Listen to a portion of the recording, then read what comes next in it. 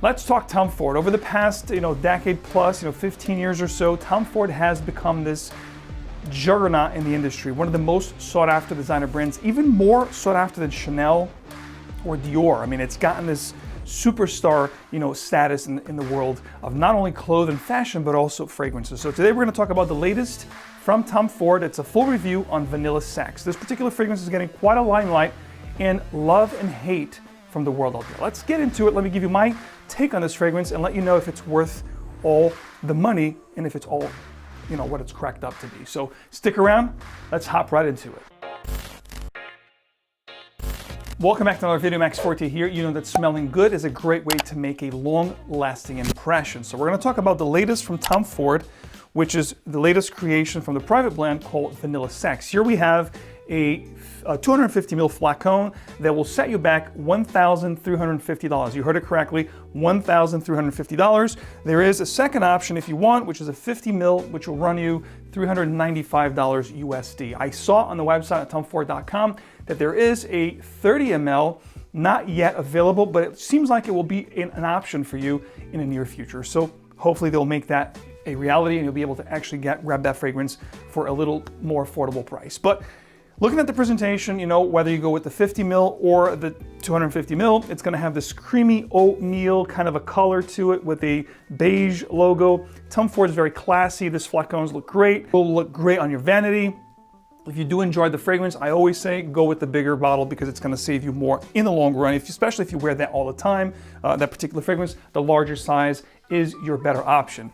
In this case, we shall see. So with a pipette, I actually decanted my 250 ml flacon into a decant, a carry-on spray decant, which I've carried with me throughout the last week and a half or so. I've been wearing this fragrance quite a bit to get the full experience of the fragrance. But you can also check out perfume.com, which is the partner of this channel. This is available in their website right now. So if you want to try this fragrance, you can also do that. There's a code associated with this video, which is MAX12, which is the going code, which will save you guys 12% site-wide. So if you want to try fragrances before you buy them, whether you're going with brand new releases such as private blends, Vanilla Sex, or you want to try something that's hard to find or discontinued indie designer or niche, perfume.com is a place to go, guys. One place to check out all things fragrance, to try them before you buy them. So back to this one. I'm gonna actually spray the tassel strip. I am wearing this. This is my scent of the day. Been rocking this for about a week and a half or so. Now, here's the deal. The fragrance, as I said on my first impressions video, it opens up a little bit on the medicinal side. There's this vanillic feel to the fragrance, which is nice, but it's a little bit medicinal. It's got this weird feel to it. There is a combination of notes. They talk about floral notes.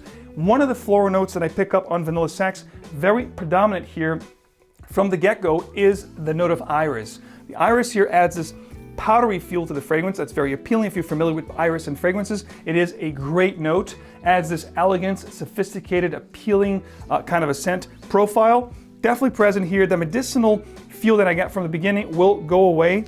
The iris will become more predominant in the next 15 minutes or so, adding this quite chic feel to this scent. That medicinal feel at this point will be gone. You have the iris buttery feel, which is quite nice, quite intriguing, along with a nutty feeling to this fragrance. That nutty nuance facet that you get here is based on an almond note. There is this almond feel to the fragrance, almost like a marzipan sweet, but not as sweet, not as syrupy.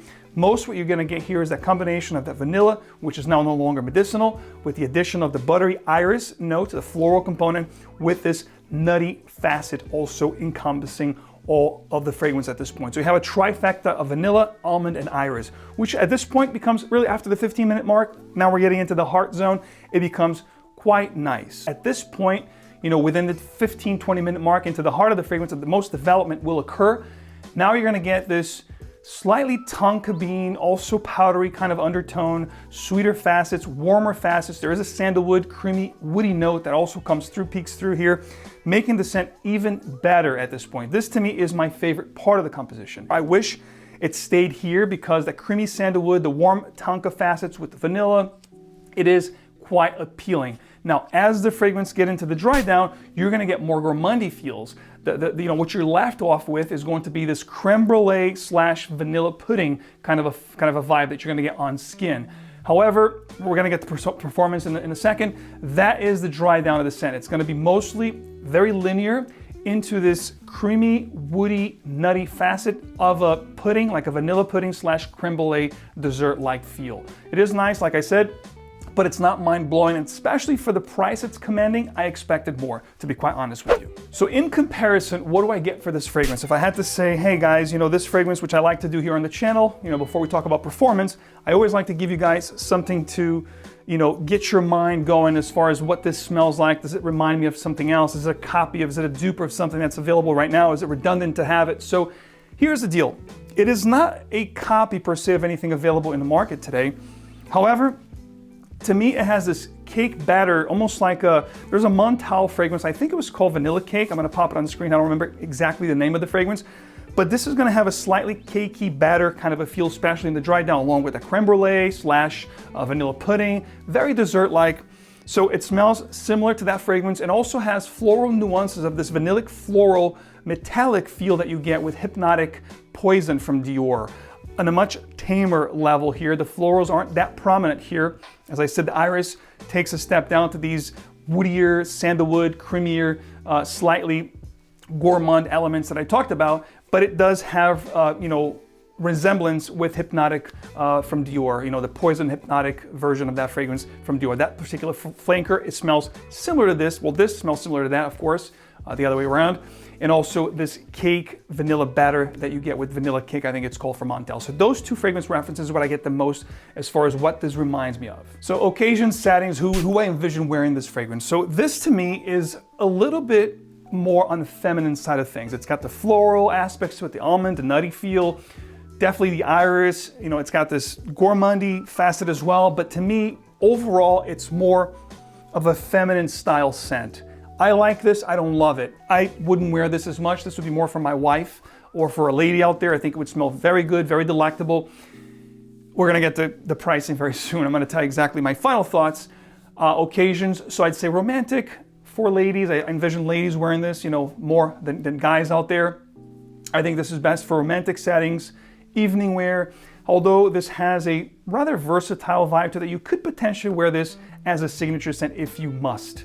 But overall, to me, nightwear, romantic settings, more, on the gender, female-based, more feminine style type scent, if you will. Projection, it pushes for about an hour or so, a little less, depending on how much you push, as far as the application. So if you're an average, sprayer out there, if you do 3 to 4 sprays, you're gonna get average to poor performance.